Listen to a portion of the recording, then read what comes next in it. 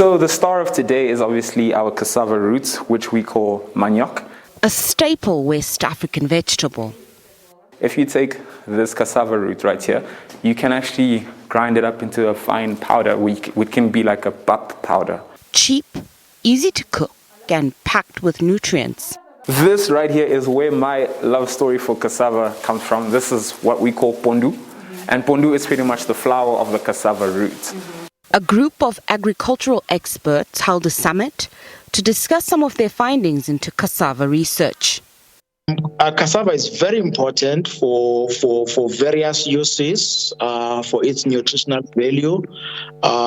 For us in Southern Africa, where this crop is not abundant, it will be good to expand the crop where we can use it as an alternative crop, given the looming threats of climate change.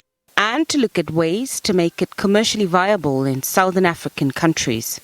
Cassava can provide an opportunity to improve farmers' income and food security by opening up marginal lands for cultivation. Cassava has largely been touted as a more nutritious alternative to the potato staple, especially for those living on the breadline and can't afford to buy healthier food alternatives. What I also found while growing cassava was that there is a great need to actually depoliticize cassava. You know, that's one of the reasons why I put up a topic that says we need to take cassava out of the periphery into the mainstream. But in a region like Southern Africa, where the cassava is in competition with more established staples, getting it established will take some work. Today we'll go make like a cassava river. Yeah. For these chefs, cassava is a versatile vegetable that's considered easy to use, whether it's boiled, ground, or fried. This one I mix it for the pondu cassava. I'm going to cut it small and mix it this one. At this local African theme restaurant, incorporating the cassava root and leaves in their various dishes has proven to be a huge success.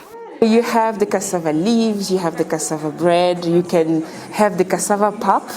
I don't know if my chef told you about that. The actual pap with the cassava flour. Exactly. And you can also have cassava chips and things like that. So yes, before we would just have the cassava leaves and the cassava bread, but then we expanded because, you know, in lockdown people were at home. It gets a bit, it becomes a routine to eat the same thing. We had to think about different ways of serving the cassava so that people don't just get bored. The food menu has shown how the cassava can be turned into a commercial success. Definitely the cassava leaves, because it's the famous for instance, in Congo only. It's in every house you find that.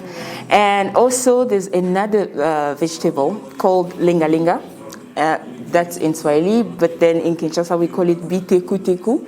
It's like spinach, but slightly different. It was one of our best-selling items. While cassava is the second most consumed starchy vegetable after maize, experts believe it could help address the persistent issue of food security. But how popular it will be for locals remains to be seen. Nozindombi Mia, SABC News, Johannesburg.